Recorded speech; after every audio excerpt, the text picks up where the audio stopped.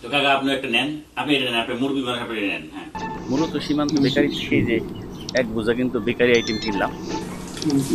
আজকে হচ্ছে আমাদের ময়মনসিংহের তৃতীয় দিন চলতেছে।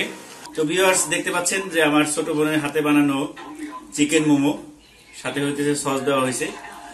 তো ফার্স্ট টাইম চেক করার পালা যে খেতে কেমন হয়েছে, তো খেয়ে দেখা যাক। তো প্রথমে আপনাদেরকে একটু ভেঙে দেখায় আর কি এটার ভিতরে এটা কেমন। এই দেখতে পাচ্ছেন ভিতরে কিমা করা মুরগির মাংস দেওয়া আছে। তো এটা খেয়ে দেখার পালা। বিসমিল্লাহির রহমানির রহিম।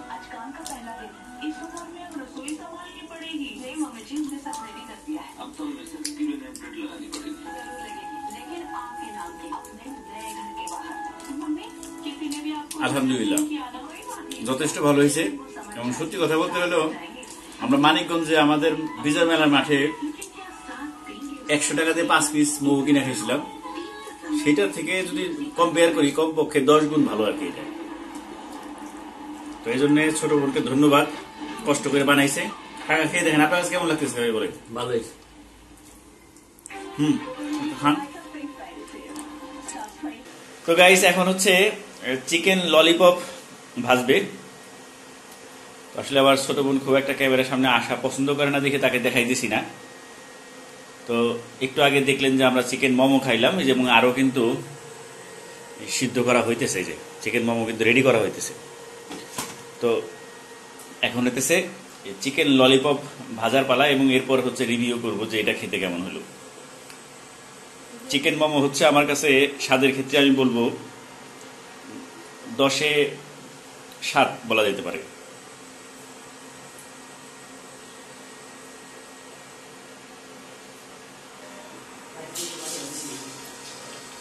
গরম কম হয়েছে।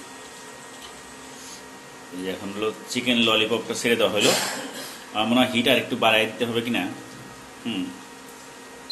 তেলটা এখনো ভালো করে গরম হয়নি।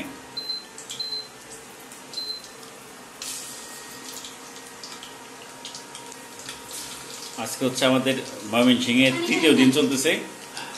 আগামীকাল ইনশাল্লাহ চলে যাবো আর কি। তো আজকে রাত্রে এই খাওয়া দাওয়া শেষে আল্লাহ বাসে রাখলে ইনশাল্লাহ কালকে সকালবেলা নাস্তা খেয়েই আমরা রওনা হবো আবার।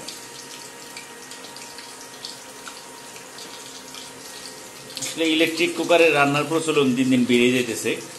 তো ভিউয়ার্স আসলে একটু আগে আমরা চিকেন মোমো খাইলাম এবং দেখাইলাম, রিভিউ দিলাম আপনাদের সামনে যে আমার ছোট বোনের মোমো কেমন হয়েছে। তো খুব ভালো লাগার কারণে আবার আমাদের কাছে এখানে 2 পিস দিয়ে গেছে, এবং পাশাপাশি চলে আসছে আরেকটা আইটেম। সেকেন্ড রাউন্ড চলতেছে আজকে, যেহেতু ময়মনসিংহে আমাদের তৃতীয় দিন, আগামীকাল আমরা চলে যাব ইনশাল্লাহ। এখন হচ্ছে আমাদের সামনে হচ্ছে চিকেন ললিপপ ছোট বোন নিয়ে এসে হাজির করছে। তো এটা সস দিয়ে খেয়ে দেখবো। সাথে আমার কাকাও আছেন। তো কাকা আপনি একটা নেন, আপনি এটা নেন, আপনি মুরগি বানান, আপনি এটা নেন। হ্যাঁ, বড়টা নেন, ঠিক আছে, আমি এটা নিই। তো দেখা যাক এটা খেতে কেমন হয়েছে। একটু এখানে যে সস আছে সসটা দিয়ে খেয়ে দেখি। বিসমিল্লাহির রহমানির রহিম।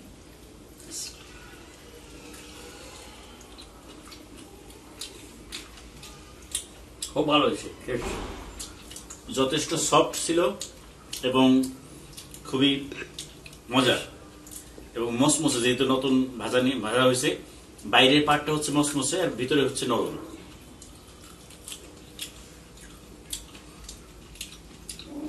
তো এই সস দিয়ে খেয়ে দেখি। মাশাআল্লাহ, একদম ঝাল টাল সবকিছু মিডিয়াম আছে এবং যথেষ্ট খেতে টেস্টি। তো আমার ছোট বোনকে আবারও ধন্যবাদ আরেকটা নতুন আইটেম চিকেন ললিপপ খাওয়ানোর জন্য।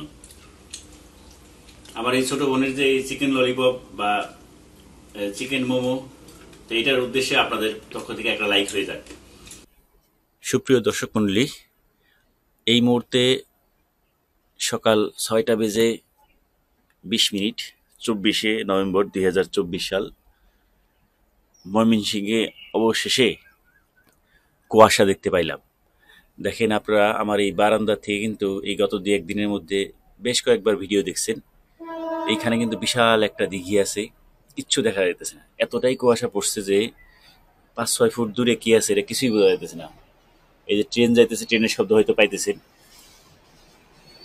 পুরো শব্দ পাওয়া যাচ্ছে না। শুধু 1-1.5 ফুট কাছে যেগুলো আছে সেটা ছাড়া বারান্দা দিয়ে সামনে কোনো ভিউ নাই।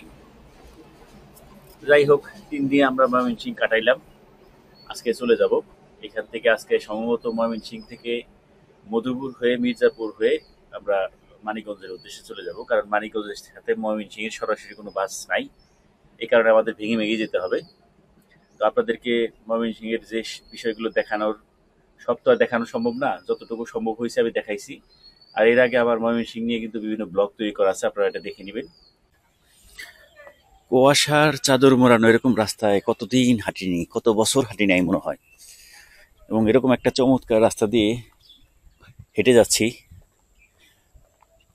খুব ভালো লাগতেছে আসলে। তো এই জন্য আপনাদেরকে না দেখিয়ে থাকতে পারলাম না।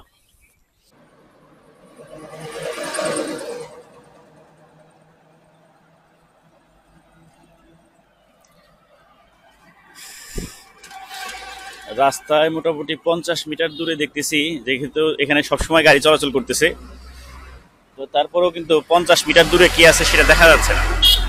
এই ধরনের কুয়াশাচ্ছন্ন আবহাওয়াতে কিন্তু গাড়ি চালানো কিছুটা রিস্ক, এবং চাইলেও দ্রুত গতিতে চালানো যাবে না, কারণ সামনে যেহেতু কিছু দেখা যাচ্ছে না, হেডলাইট জ্বালানোর পরেও দেখা যাচ্ছে না।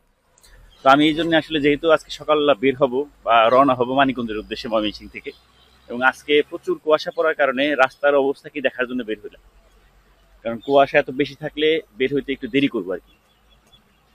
তো পাশাপাশি হচ্ছে সামনে যেহেতু সীমান্ত বেকারি খুব কাছাকাছি, তো এখান থেকে কিছু বেকারি প্রোডাক্ট কেনা আছে, তো আমরা করতেছি যদি খোলা থাকে আপনাদেরকে দেখাবো। কুয়াশার কারণে দেখা যাচ্ছে কিনা জানি না, কিন্তু আমি দেখতে পাচ্ছি এখান থেকে পরিষ্কার আকাশে যে এই পাশটাতে চাঁদ দেখা যাচ্ছে। যাই আলহামদুলিল্লাহ, দেখতে পাচ্ছি সীমান্ত বেকারি অ্যান্ড ফাস্টফুড এটা খোলা আছে। আমি শুনছিলাম যে 7টার দিকে খুলে।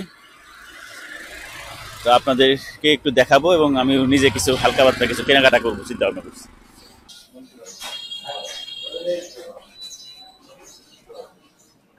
এই লাচ্ছা সেমাই এটা কত করে প্যাকেট ভাইজান? ওয়ালাইকুম 80 টাকা না? 100 না?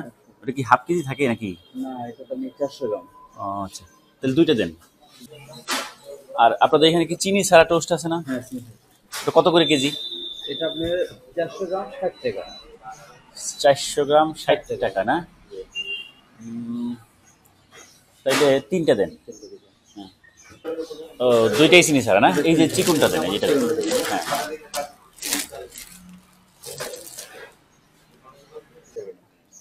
না, আপনাদের বেকারি প্রোডাক্ট খুবই ভালো, আমি এর আগে যতবারই নিছি খারাপ পাই নাই। আর সীমান্ত বেকারি থেকে বেশ কিছু বেকারি আইটেম নিলাম, তো এখানকার প্রোডাক্ট এতটাই ভালো, আসলে আমি 1 বছর পরে এসেও কিন্তু এখান থেকেই আবার প্রোডাক্ট নিতেছি। অসংখ্য পানি পোকা, আসলে অনেকদিন পরে দেখলাম। নেচারের সাউন্ডটা কত সুন্দর, পাখির কলকাকলি, এই যে মুরগিগুলো দূরে খাবার খুঁজতেছে, বিভিন্ন রকম পাখির কিচিরমিচির। এটা আসলে অন্যরকম একটা অভিজ্ঞতা। এরকম রাস্তায় না হাঁটলে এই অভিজ্ঞতাটা বলে শেয়ার করা যাবে না। এটা আসলে বোঝার ব্যাপার, এটা একটা অন্যরকম অনুভূতি। আর অনুভূতি এমন একটা বিষয়, এটা শেয়ার করা যায় না। তো গাইস, যারা এতক্ষণ শুরু থেকে শেষ পর্যন্ত আমার সাথে ভিডিওটা এনজয় করলেন, সকলকে ধন্যবাদ জানাচ্ছি। আগামী পর্বে আপনাদেরকে দেখাবো যে আমরা ময়মনসিংহ থেকে যাওয়ার পথে কী পরিমাণ বিড়ম্বনার শিকার হয়ে অনেক কষ্ট করে শেষ পর্যন্ত মানিকগঞ্জে পৌঁছাইলাম। তো সবাই ভালো থাকবেন, আল্লাহ হাফেজ।